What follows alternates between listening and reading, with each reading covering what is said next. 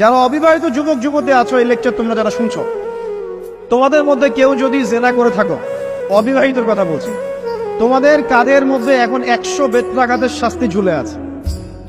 সূরা নূরের 1 থেকে 3 নম্বর আয়াত পড়ে দেখবে, অবিবাহিত যুবক যুবতী যদি জেনা করে তাদের শাস্তি হচ্ছে 100 বেত্রাঘাত, তাও জনসমক্ষে, এবং এক বছরের জন্য নির্বাসন।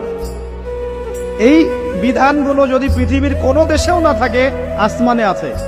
মরার সাথে সাথেই এই বিধান কার্যকর হবে ইনশাআল্লাহ। বাঁচার মধ্যে কি একটাই উপায় আছে।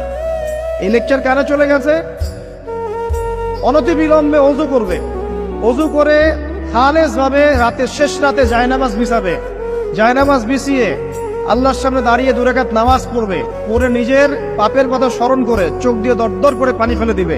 আল্লাহকে সেজদায় গিয়ে বলবে, আল্লাহ আমি জিনা করেছি, আমাকে মাফ করে দাও। আমার এই পাপের কথা কেউ জানে না, তুমি জানো, মাফ করে দাও।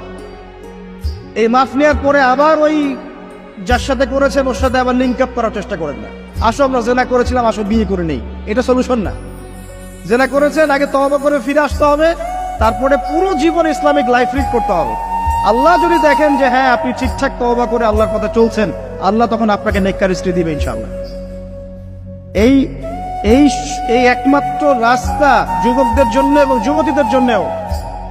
যুবকরা না হলে পার পেয়ে যেতে পারে, কারণ একটা কথা সমাজে প্রচলিত আছে না, যে ছেলে মানুষের ইজ্জত তো সহজে যায় না। গোপন হয়ে গেছে, কেউ জানে না, আল্লাহ মাফ করে দিয়েছেন, সে হয়তো পার পেয়ে গেল। কিন্তু এই যে মেয়ে, তুমি যে 8-10টা ছেলের সাথে জেনা করেছো, তোমার ইজ্জতের কি হবে? তোমার যে সতীত্ব তুমি নষ্ট করেছো, তুমি তো বিয়ের পর কোনো ঘরে গেলে সে হাজবেন্ডও বুঝতে পারবে তুমি আর সতী সাথী নও। তখন তোমার কি হবে?